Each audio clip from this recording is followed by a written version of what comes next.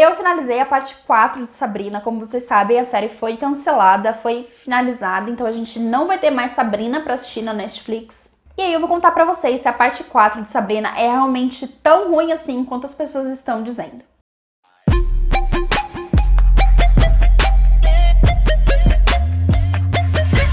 E aí, terráqueos, tudo bem com vocês? Eu sou a Roberta e antes de mais nada eu quero te convidar a se inscrever no canal. É só clicar aqui embaixo e inscreva-se. E já vai deixando o seu like, o seu joinha, porque é muito importante e assim você ajuda na divulgação do canal. O meu problema com Sabrina, na verdade, começou mesmo na terceira temporada. Se eu pudesse definitivamente eliminar alguma temporada da série, com certeza seria a terceira temporada. É uma temporada onde eles vão introduzindo várias coisas, vários nadas começam a acontecer no meio disso, eles não desenvolvem totalmente o conteúdo que eles estão planejando, se é que eles estão planejando alguma coisa. E no final eu tava confusa, sem saber o que estava acontecendo. A parte 4 de Sabrina é sim uma temporada mais morna, não tem muitos clímax, e os que tem você fica tipo...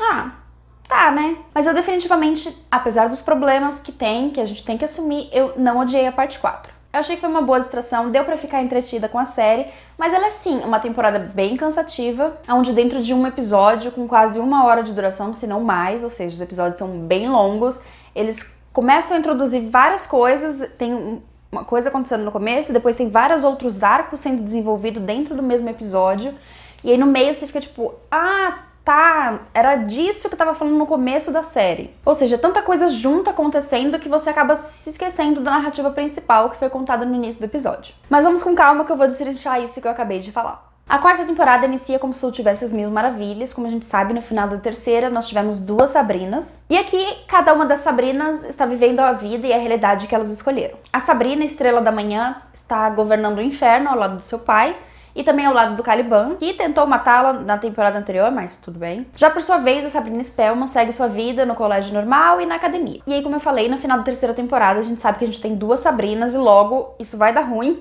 Mas aqui, pra dar ruim efetivamente na série, é só a partir do 4º ou do 5º episódio. Antes é só encheção de linguiça até finalmente entrarem nesse arco e no desfecho, né, que ficou a partir da terceira temporada. Um lado negativo que eu achei disso é que a gente tem as 2 Sabrinas, mas a gente pouco sabe sobre a Sabrina Estrela da Manhã. E tudo que a gente sabe sobre a vida dela, os acontecimentos, as novidades, é basicamente quando a personagem aparece em cena e conta da própria boca dela o que tá acontecendo. Então alguns efeitos acabam ficando tipo... ok, né? Você só aceita, como o fato, por exemplo, dela estar perdidamente apaixonada pelo Caliban e eles vão se casar, mas você não viu isso acontecendo, só sabe que aconteceu porque ela contou isso. Então você só aceita e finge que tá tudo bem. Mas aqui a gente vai acompanhar mesmo é a vida da Sabrina Spellman, que logo no primeiro episódio a gente já percebe que ela tá um pouco... talvez infeliz com a escolha que ela fez, mas na verdade ela tá se sentindo bastante sozinha. E aí aqui, basicamente, ela tá procurando amor, tá procurando se sentir menos sozinha e por onde ela olha em volta, ela vê amor, ela vê as pessoas apaixonadas, a vida pacata e tranquila que ela tinha escolhido antes na terceira temporada, aqui já não agrada mais ela. E a gente vê essa solidão e o desenvolvimento do que isso causa com ela, o efeito dessa solidão ao longo de alguns episódios, que eu achei que fez bastante sentido aqui. E ao longo disso ela acaba buscando tentar estar com os amigos, tentar achar um namorado, porque ela acha que talvez isso resolva o problema de solidão que ela tá sentindo. E aqui eu vi bastante pessoas criticando o fato dela procurar um amor ou procurar um namorado pra se sentir menos sozinha, ou então o fato dela estar rodeada das pessoas que amam ela, como as tias, e enfim, e mesmo assim se sentir sozinha. Mas gente, a gente não pode esquecer que às vezes você pode estar rodeado de pessoas e continuar se sentindo sozinho. Isso não quer dizer nada.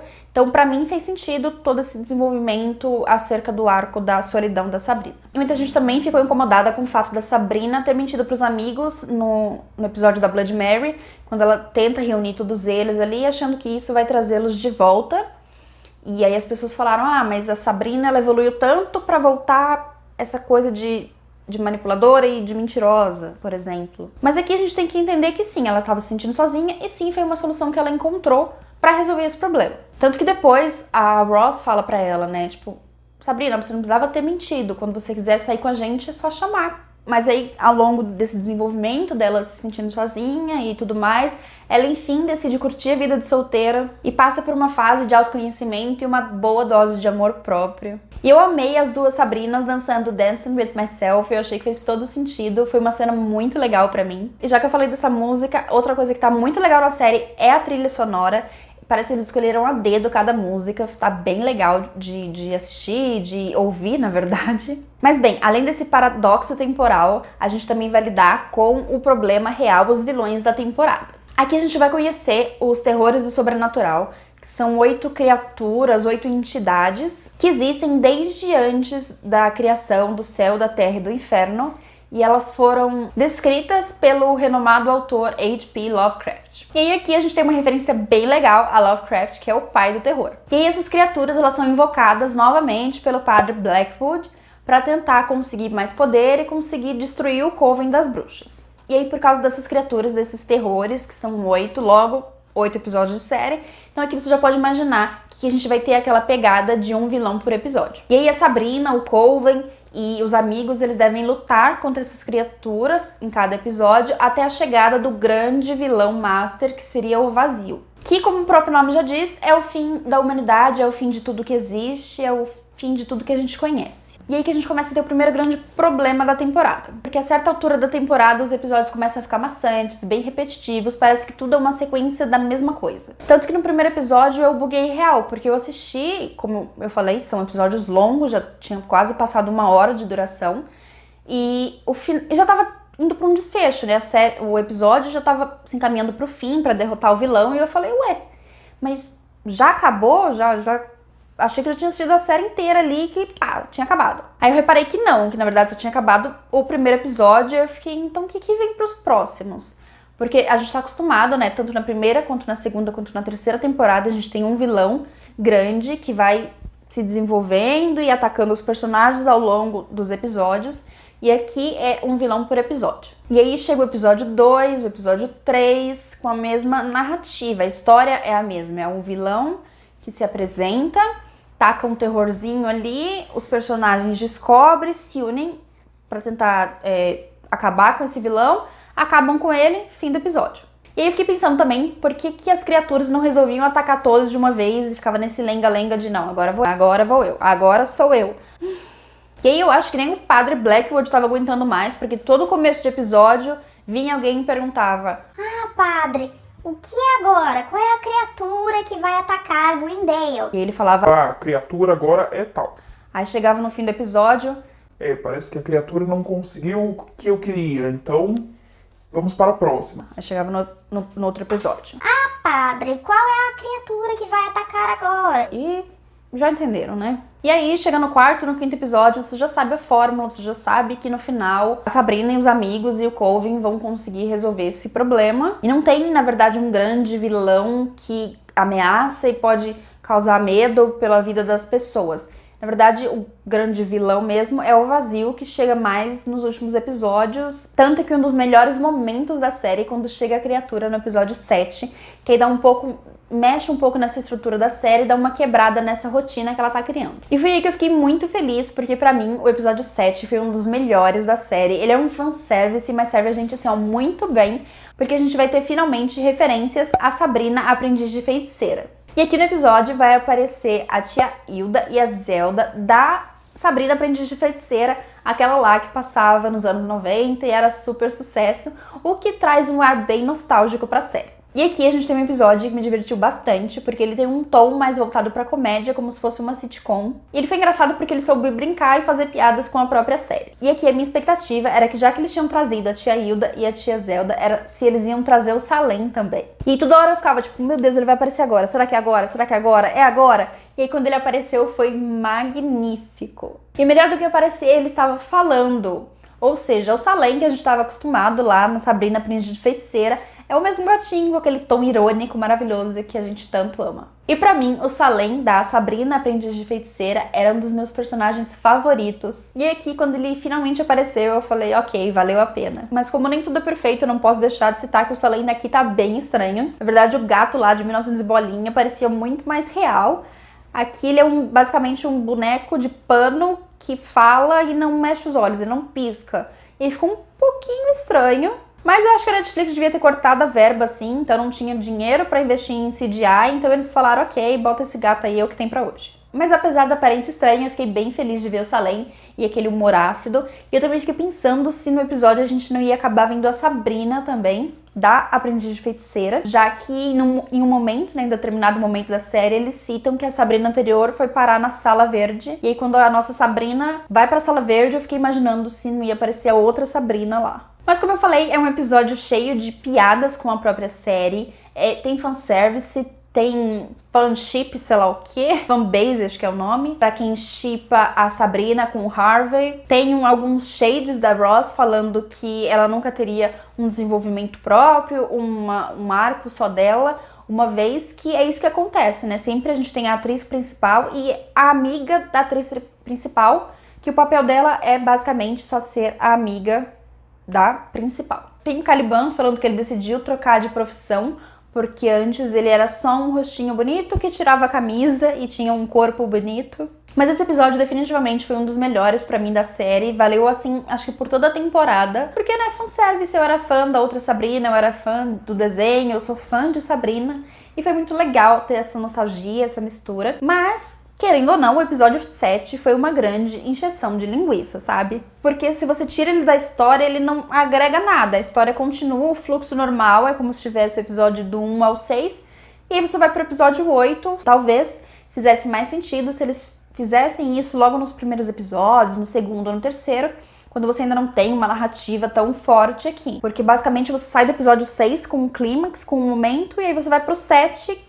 que querendo ou não agrega nada pra história. E aí outra questão bastante polêmica também na parte 4 de Sabrina é, sem dúvida, os personagens e os seus desenvolvimentos. Aqui várias questões que tinham ficado em aberto na temporada anterior, elas começam a se encaixar. E alguns personagens que entraram na terceira temporada tiveram um pouco mais de destaque aqui, como é o caso do Robin e da Amanda Bovary. A Ross, que sempre foi uma personagem muito importante pro desenvolvimento da Sabrina, que também ganha um arco próprio. Mas ao mesmo tempo que esses personagens tiveram mais destaque, foi basicamente para acrescentar nada na série. A Amanda Bovary era uma personagem que do nada ela falou, não, eu não sou esse personagem, eu sou este outro personagem, e sumiu da série. Real, ela sumiu da série. Acharam uma desculpa, sumiram com a personagem e nunca mais apareceu. A Ross, que aqui ela descobre que ela é uma bruxa, também foi pra nada. Quando parecia que ia ter alguma coisa ali, alguma função, ela descobrir isso... Não, foi só pra, tipo, então é uma bruxa, beleza, ok. Só isso mesmo. Outros personagens que foram muito importantes pra narrativa, que eram o Lúcifer e o Caliban, também esqueceram deles. Aqui a gente mal viu o Lúcifer e quando ele aparece, parece tipo um paizão de uma série de comédia. Eu fiquei na dúvida se ele era real, Lúcifer, mauzão, badass, mas não, ele só era ele ali vivendo, aparecendo, do nada. E até o próprio Nick, que era um dos personagens mais importantes do Coven, ele acabou ficando sumido, ele mal aparece na série. E quando ele aparece, finalmente tem uma importância, é pra dizer, Sabrina, eu te amo, tô apaixonado, assim, do nada. Eu juro pra você, quem assistiu a série sabe, do nada ele resolve que ama a Sabrina. Ele tava ignorando ela a série inteira, mas aí do nada, pá, te amo.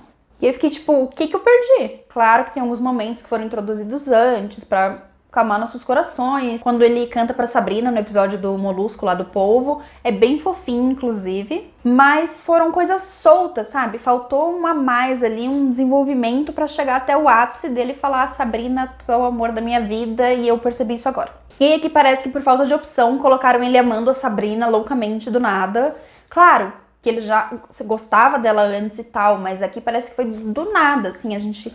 não tá vindo numa linha. Chega um episódio que ele fala, pá, decidimos que o Nick vai amar a Sabrina e aceitem. E aí parece que eles colocaram isso só pra resolver o problema da Sabrina ficar sozinha, como se isso bastasse, entendeu? Até porque no começo, logo que ele se declara, até a Sabrina foi tipo, opa, o que tá acontecendo aqui? Aqui não, meu filho, aqui tu não se cria assim não. Né? Ela dá um chega pra lá nele, mas aí também do nada, ela esquece, perdoa e eles seguem felizes. Então, assim, de duas ou uma, ou você não faz todo esse drama que fizeram, deles não se falando mais e toda essa coisa que criou, ou então você começa a desenvolver isso com eles trabalhando melhor o relacionamento, mas não foi o que aconteceu aqui. Mas como eu falei, parece que o criador, ele quer jogar tanta coisa na série que ele não tem tempo de desenvolver tudo que ele precisa, então algumas coisas parecem nesse nível de forçação. Tanto que o personagem mais aleatório da série é o Lucas. Ele é introduzido para ser o par romântico da Sabrina em um episódio e ele some.